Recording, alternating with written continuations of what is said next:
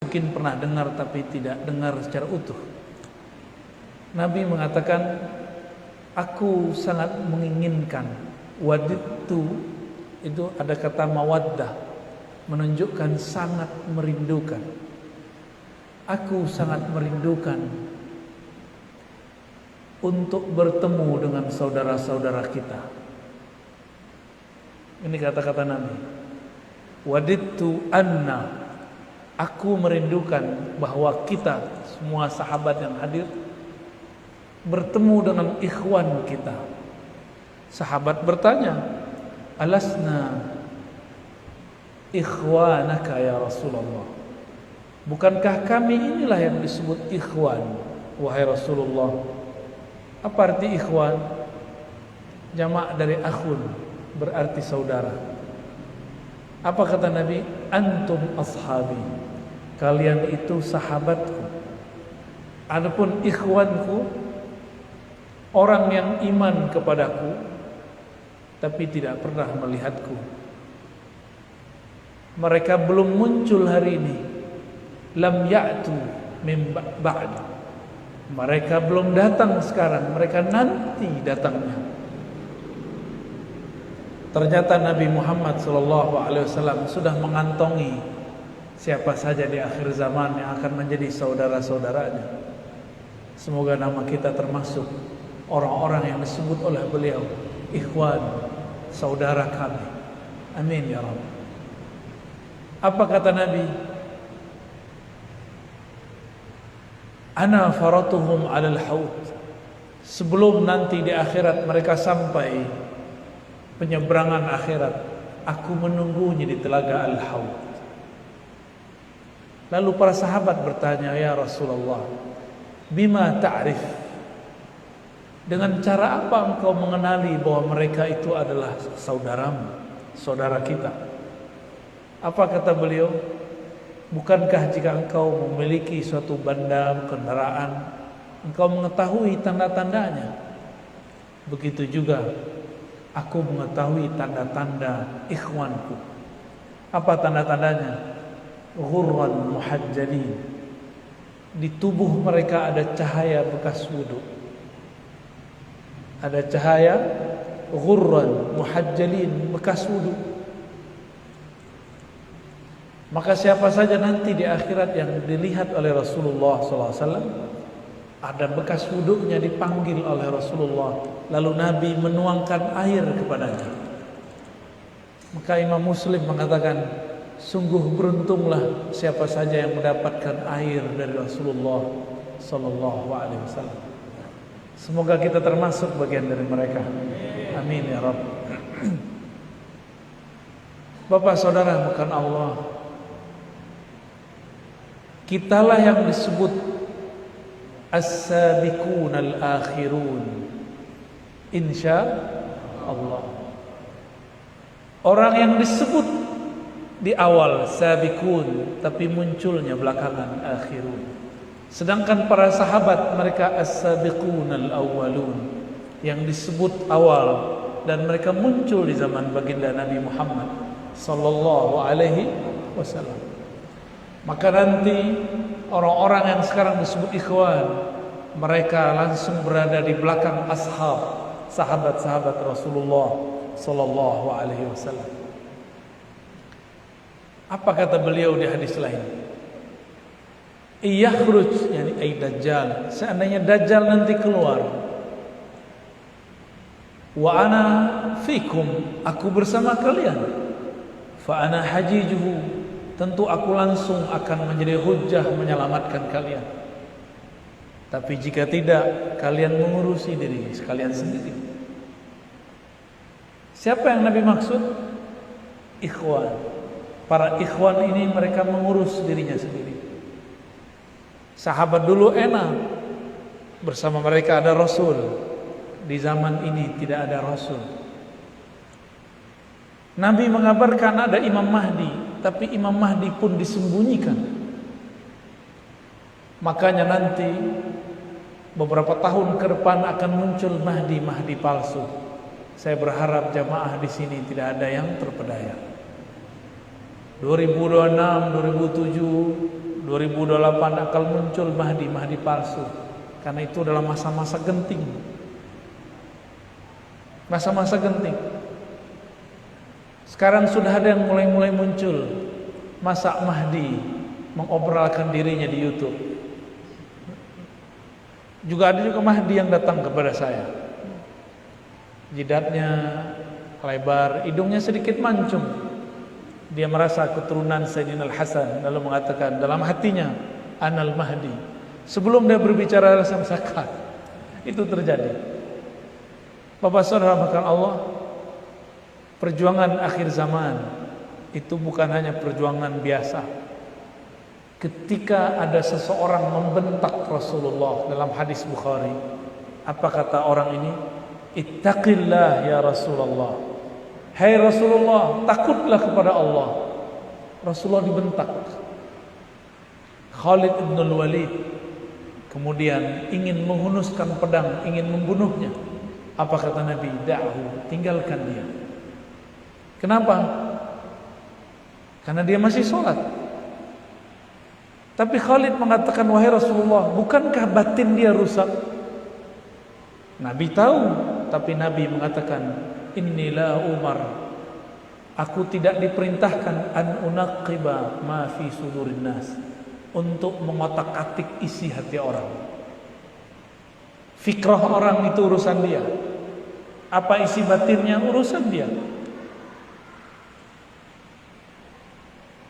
Tapi Nabi mengabarkan, nanti akan muncul dari kelompok ini yang jago baca Quran, banyak hafalannya, tapi tidak tembus ke dadanya. Jika kamu bertemu mereka, seranglah mereka. Apa maksud hadis ini? Mereka adalah tentara Dajjal. Maka tentara Dajjal itu, bahkan tentaranya tidak diizinkan dibunuh di masa Rasul, tapi diizinkan untuk diserang di zaman ini. Artinya apa? Perjuangan sekarang bahkan lebih berat daripada perjuangan di masa Rasulullah sallallahu alaihi wasallam. Gimana? Nyesel nggak jadi umat akhir zaman? Tadi senang disebut ikhwan, sekarang nyesel ya. Lebih berat daripada zaman sahabat. Karena mereka jago baca Quran, tapi Qurannya tidak tembus ke kolbu. Kan bingung kita. Bingung kita, Pak. Hadis Sahih Bukhari dan disebutkan lebih dari satu lafaz redaksi. Bagaimana cara kita menanggapi hadis ini? Maka kemudian ulama-ulama kita mengajarkan apa yang disebut dengan sanad. Apa arti sanad? Silsilah ilmu. Kalau ada orang membaca Quran sendiri tanpa guru, percaya nggak? Kalau membaca Quran butuh guru, dari guru Iqra sampai kemudian dia baca Quran. Apalagi ingin memahami isi Al-Quran. Butuh seorang guru atau banyak guru. Maka jika hari ini mereka mengatakan tidak usah berguru, maka ini ada indikator. Tidak usah ikut kiai, syekh, tidak usah ikut imam. Saya curiga mereka adalah antek-anteknya Dajjal. Hati-hati Pak ya. Saya berulang-ulang mengatakan di mana-mana bahwa Imam Bukhari untuk dapat satu hadis beliau mencarinya kepada seorang guru di Mekah. Ia tinggal di Uzbek, datang ke Mekah. Itu ribuan kilo, tapi dia tempuh cuma untuk dapat satu hadis dari murid Imam Syafi'i. Hadisnya pun kita sudah dengar, innamal a'malu binniyat, tapi dia tidak mau dapat hadis ini secara langsung, dia harus mendapatkan lewat guru. Maka Imam Bukhari menjaga faham ini sehingga gurunya lebih dari 1.700 orang. Tapi sekarang muncul orang-orang yang mengatakan mari baca Sahih Bukhari tanpa pakai guru. Ketika Nabi SAW mengatakan, orang-orang ini jago baca Quran, hafalannya bagus, bacaannya luar biasa, tapi imannya tidak tembus sampai ke dada. Itu artinya dia tidak punya guru yang membimbing, mengajarkan iman masuk ke dalam kalbunya. Bapak saudara makan Allah, apa kata Nabi? Jika engkau bertemu mereka, faqtuluhum, maka seranglah mereka. Tapi di masa Rasulullah tiada mereka bertemu satupun. Kelompok ini muncul di zaman Sayyidina Ali, disebut kelompok Khawarij. Bahkan yang melukai Muawiyah, membunuh Ali, yang merusak tubuh Amr bin Al-As, itu adalah Ibnu Muljam, seseorang yang banyak hafal ayat Al-Quran. Dia ingin menikahi seorang perempuan yang sudah terpapar Khawarij, ekstremis. Kata si perempuan, maharnya kepala Ali bin Abi Thalib, maharnya darah Ali bin Abi Thalib. Jadi perempuan kalau sudah kena ekstremis Khawarij lebih ganas daripada laki-laki. Maka kita mengimbau kepada para perempuan, akhwat ya, muslimat, mulai sekarang hati-hati belajar agama. Jangan sembarangan belajar agama. Saya sudah banyak bertemu orang, perempuan cantik lembut, kemudian minta cerai dari suaminya yang sangat baik, cuma karena beda faham dengan suaminya. Pemahamannya sangat sederhana, tapi tengkar setiap hari, hilanglah rasa cinta. Bahkan tidak jarang dia mengatakan suaminya ahlun nar. Tadinya lembut, sekarang jadi kasar. Nabi Muhammad SAW tidak diizinkan membunuh Khawarij di zamannya, tapi beliau memerintahkan umat akhir zaman untuk memeranginya. Ternyata mereka itulah yang disebut tentara Dajjal. Pemimpinnya disebut Dajjal. Semenjak zaman Nabi Nuh, para nabi sudah diperintahkan untuk mengingatkan umatnya. Dulu ketika Sayyidina Musa memarahi umatnya, lalu umatnya disuruh bunuh diri. Faqtulu anfusakum, bunuhlah dirimu sendiri. Nabi Harun oleh beliau kemudian diperintahkan dibentak dan segala macam, jenggotnya ditarik. Tapi giliran bertemu Ad-Dajjal yang nama kecilnya adalah Samiri, Nabi Musa tidak berkalam kecuali lembut. Ma khatbuka ya Samiri, ada apa denganmu wahai Samiri? Artinya Nabi Musa pun tidak dapat izin untuk melawan Dajjal. Jangan-jangan Dajjalnya lebih sakti daripada beberapa nabi.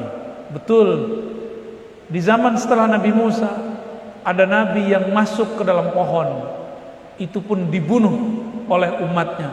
Ternyata umat itu di belakangnya ada Dajjal.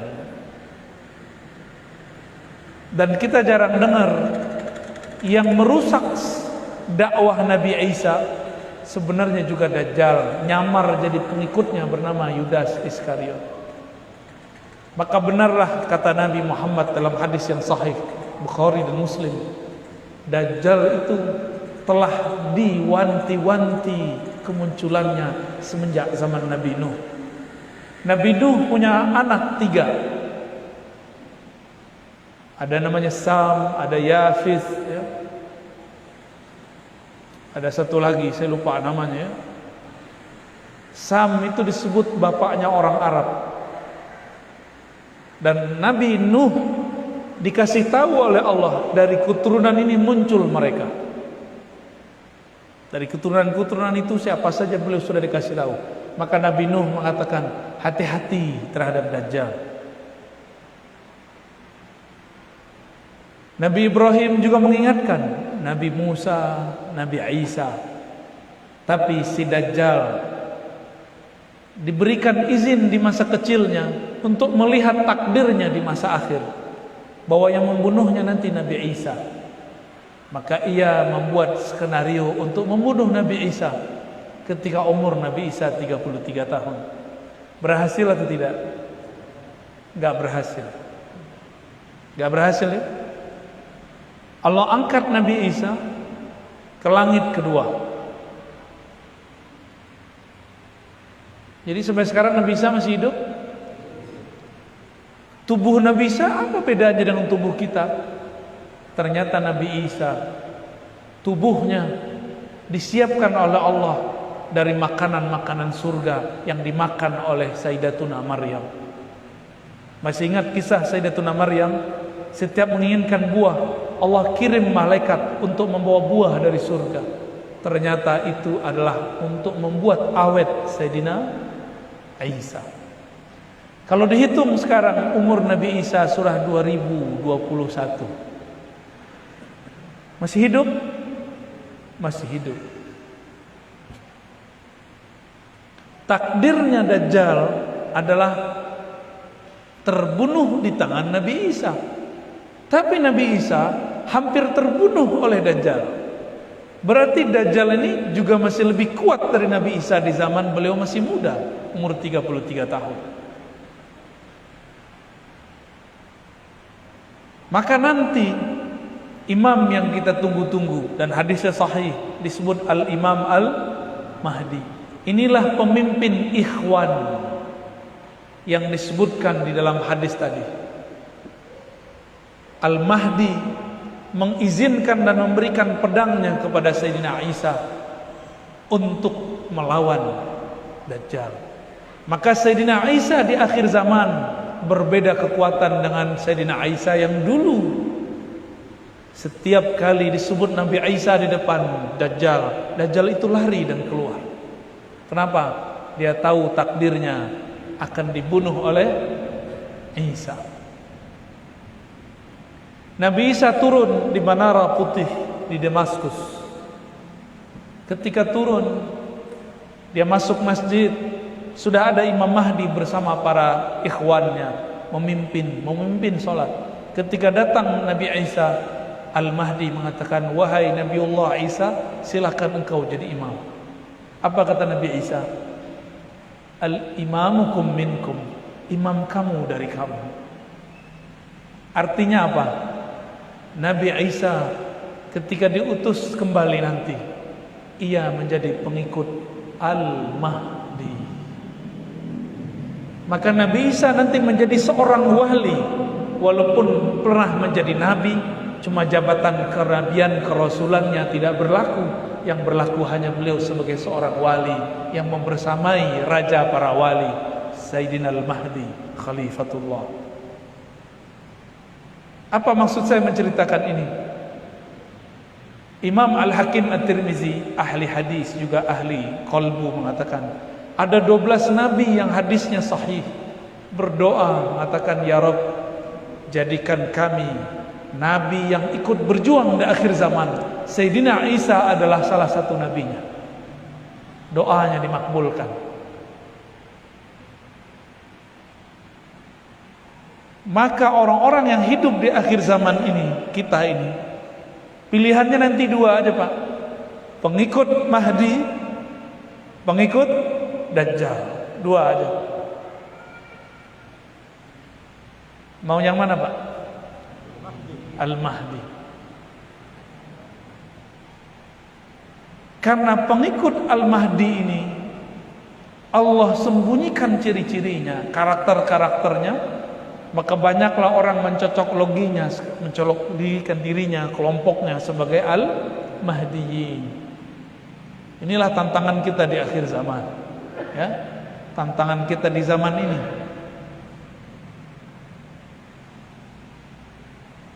Nabi Isa, sebelum Nabi Isa ada Nabi Musa. Nabi Musa dulu mengatakan, "Ya Rabb, jadikan aku nabi akhir zaman." Apa kata Allah? "Hai Musa, akhir zaman sudah ada nabinya, Muhammad sallallahu alaihi wasallam." Lalu Nabi Musa melihat perjuangan akhir zaman, bagaimana mulianya. Maka Nabi Musa berdoa, "Ya Rabb, kalau begitu cukup jadikan aku salah satu umat di akhir zaman." Selevel Nabi Musa yang bisa membelah laut dengan izin Allah, dia berdoa menjadi umat akhir zaman. Ini yang hadir ini pernah berdoa nggak dulu?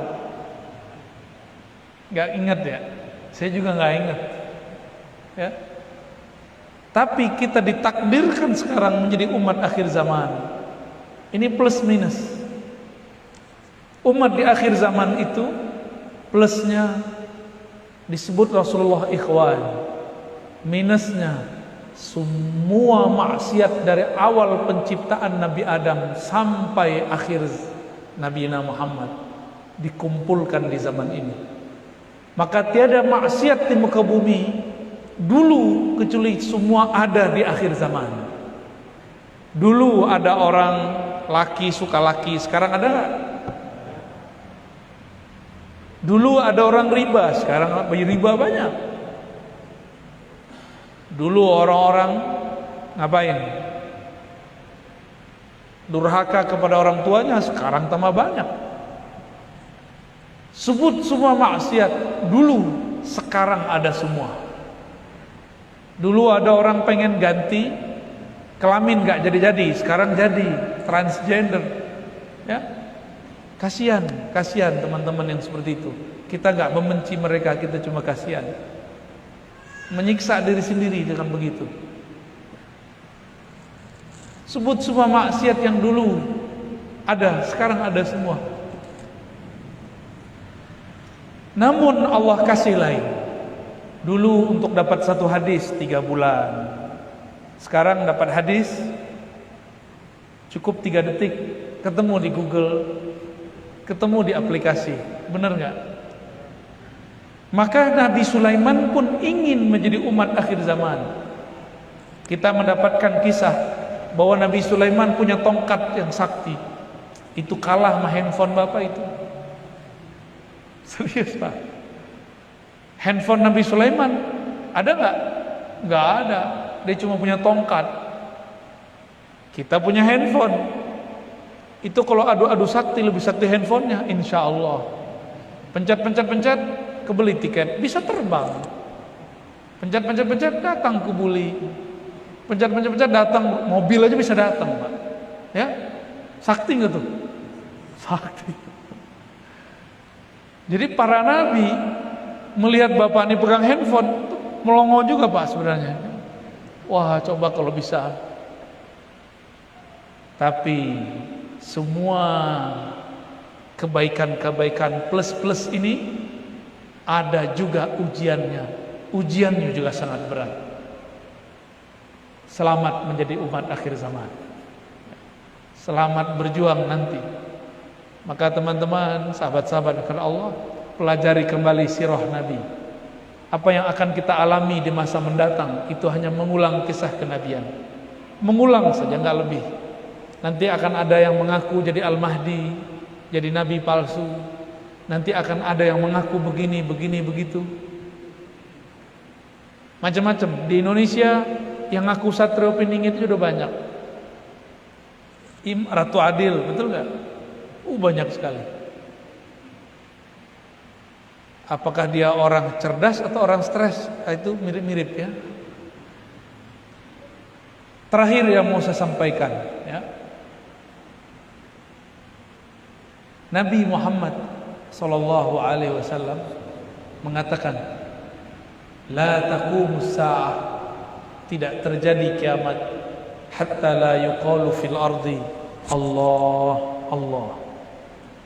Tidak terjadi kiamat sampai tiada di muka bumi dikatakan, diajarkan. Yuqal saya terjemahkan, sehingga tidak ada lagi yang mengajarkan yang diajarkan. Kalimat Allah Allah. Secara harfiah Allah itu zikir. Maka sekarang guru-guru kita ahli zikir, mereka berzikir dengan lafaz Allah Allah. Secara makna lafaz Allah, Allah berarti kebesaran Allah, syiar-syiar Allah. Kita ambil dua maknanya. Satu, zikir Allah, Allah. Yang kedua, syiar. Maka nanti di akhir zaman, selama masih ada orang membaca Allah, Allah dengan lisan ataupun kolbunya, kiamat akan Allah undur. Masih ingat Rasulullah SAW, ada pedang sudah di lehernya. Beliau lagi tidur-tiduran istirahat saat letih berperang. Beliau kemudian rehat di satu bawah pohon. Pedang sudah terhunus di lehernya. Apa kata orang yang memiliki pedang? Wahai Muhammad, may yamna'uka min sayfi. Siapa yang dapat melarangmu, menahanmu dari pedangku? Hadis Bukhari dan Muslim dengan lafaz yang berbeda-beda. Apa kata Nabi? Nabi membacanya dengan kolbunya, diterjemahkan dengan lisannya. Allah. Bergetarlah orang ini, dia terkejut. Lalu dia kemudian melawan lagi dan mengatakan, siapa yang bisa menahanmu? Nabi pun mengulang kembali, Allah, sampai 3 kali. Dia kemudian terjatuh. Di saat itu dia bangkit dan dia bersyahadat kepada Rasulullah sallallahu alaihi wasallam. Itulah ilmu yang nanti dimiliki oleh tentara Al-Mahdi. Dia cukup baca Allah, musuhnya bisa kalah. Maka jangan buang-buang energi sekarang membentak sesama muslim dengan takbir. Tapi gunakan takbir itu nanti untuk melawan musuh Allah. Karena ini mau dekat 2023, 2024, tahun politik, benar nggak? Mungkin bisa jadi lebih parah atau mungkin lebih adem, kita nggak tahu. Kalau seandainya nanti tambah parah, kita akan saksikan orang Islam membentak orang Islam cuma karena beda pilihan.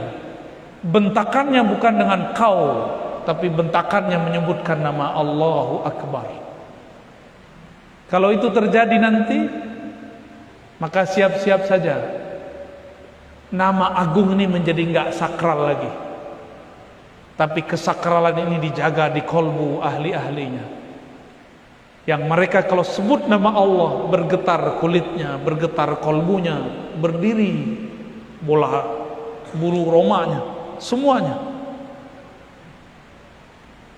Sahabat-sahabat yang melakukan Allah, teman-teman jamaah yang hadir, pesan saya cuma satu: cari ilmu, zikir, membaca nama Allah di kolbu. Insya Allah nanti dapat selamat di akhirat.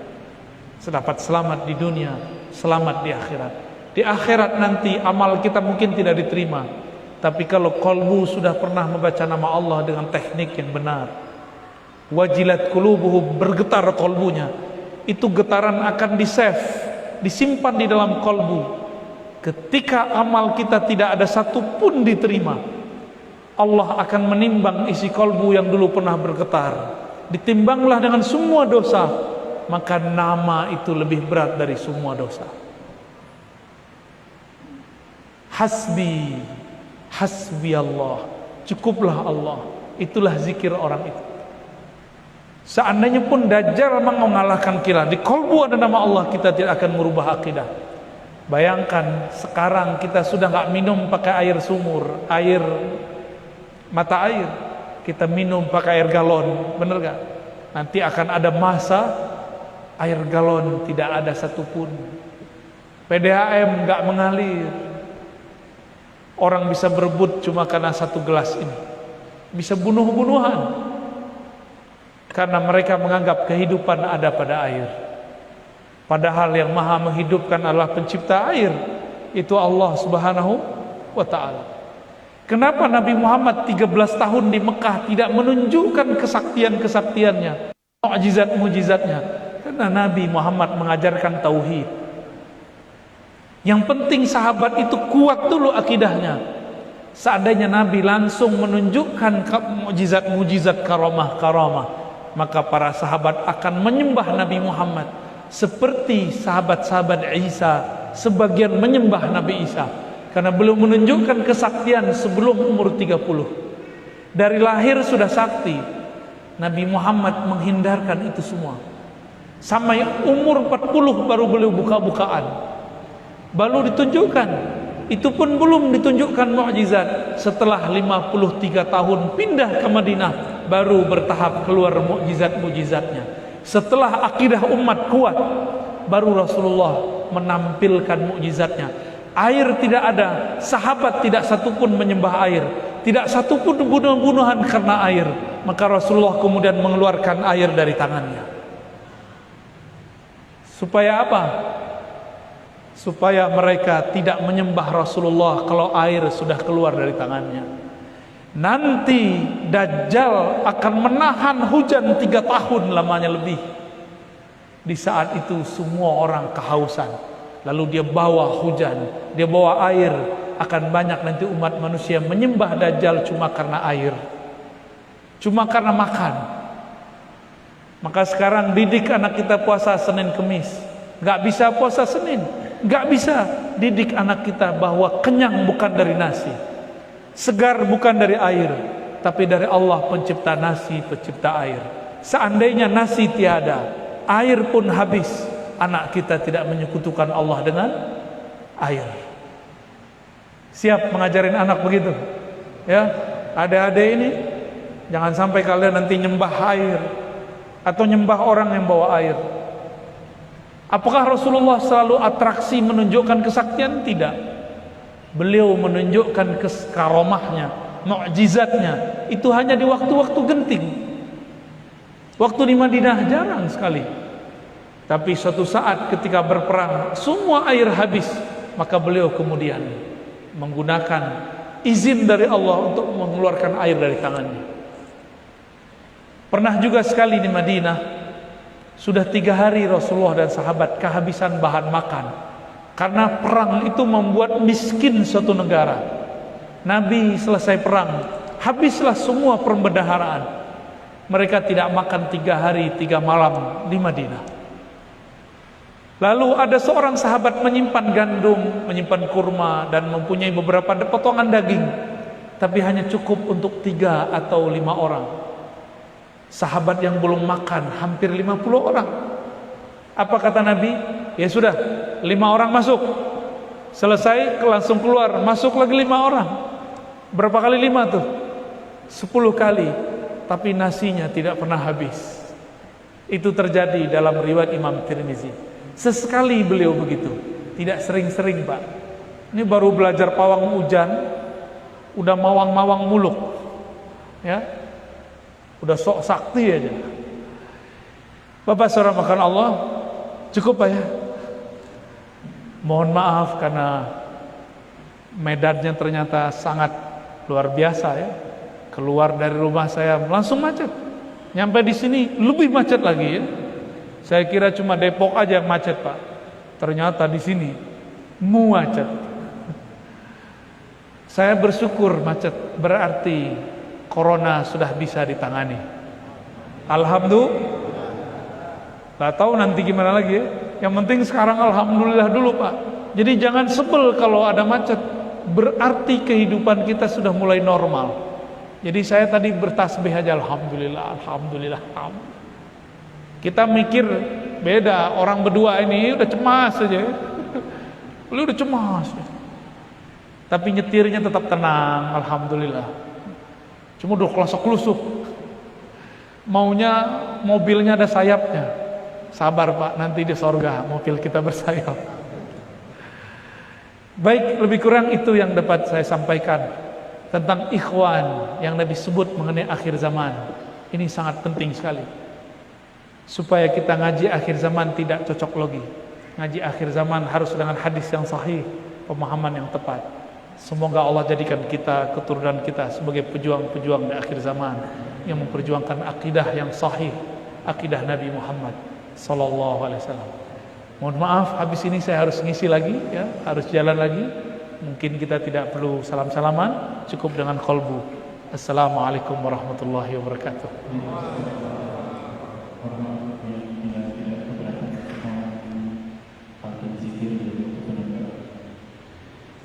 Untuk talqin ada tekniknya.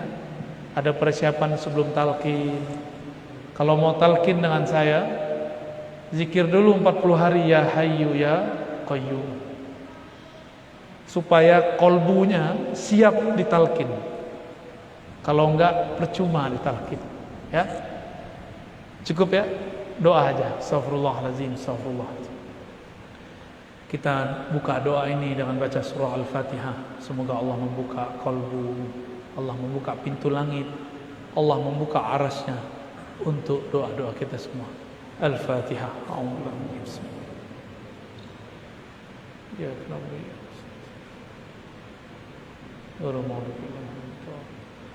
Allahumma ya Rahman Rahim, salli ala Sayyidina Muhammad. Ya Allah, sampaikan salam kami kepada baginda Nabi Muhammad sallallahu alaihi wasallam. Ya Allah, sampaikan salam kami kepada semua para nabi. Sampaikan salam kami, salam ta'zim kami kepada semua sahabat-sahabat Nabi. Ya Allah, sampaikan salam kami kepada semua hamba-hamba Engkau yang soleh di muka bumi dan di langit. Ya Allah, izinkan kalbu kami yang gelap ini mendapatkan cahaya darimu, cahaya zikirmu, cahaya Qur'anmu, cahaya tauhidmu, cahaya menyebut namamu. Ya Allah, kalbu kami banyak dosa ya Allah, mata kami banyak dosa ya Allah, telinga kami banyak maksiat ya Allah, tangan kaki kemaluan kami dipenuhi dengan maksiat ya Allah. Tapi seberapa banyak pun maksiat kami, ampunan Engkau lebih luas daripada langit dan bumi. Maka ya Allah, dengan kebesaran dan keluasan rahmat maghfirah-Mu ya Allah, maka hanyutkanlah semua dosa kami malam ini. Hilangkanlah noda-noda hitam apapun yang ada di kalbu kami malam ini. Hilangkan tanda-tanda kegelapan di wajah kami malam ini. Jadikan kami umat Nabi Muhammad yang di wajahnya, di tubuhnya ada ghurran muhajjalin, cahaya bekas wudu, cahaya bekas sujud, cahaya menyebut namamu. Ya Allah, meskipun kami tidak pantas menjadi ikhwan saudara Rasulullah, tapi dengan rahmat-Mu jadikan kami umat yang pantas membersamai para ikhwan Rasulullah sallallahu alaihi wasallam. Ya Allah, kekacauan di akhir zaman sudah bertambah, kepercayaan kepada pemimpin sudah mulai menyusut, qudwah dari para ulama mulai pun krisis. Tapi ya Allah, Engkau maha kaya, Engkau maha hebat. Tetapkan, jadikan ya Allah di kalbu kami rasa yakin, hakul yakin yang kuat. Allahumma ya Allah, meskipun nanti Dajjal membawa semua kesaktiannya, semua ujian-ujiannya, tolong tetapkan kami ya Allah di barisan ikhwan-Mu, barisan Al-Imam Al-Mahdi. Allahumma Rabbana atina fid dunya hasanah wa fil akhirati hasanah wa qina adzabannar. Wa sallallahu ala sayyidil wujud sayyidil qaunaini sayyidina Ahmad sayyidina Muhammad wa ala alihi wal mahdi khalifati wa sallim walhamdulillahi rabbil alamin. Assalamu alaikum warahmatullahi wabarakatuh.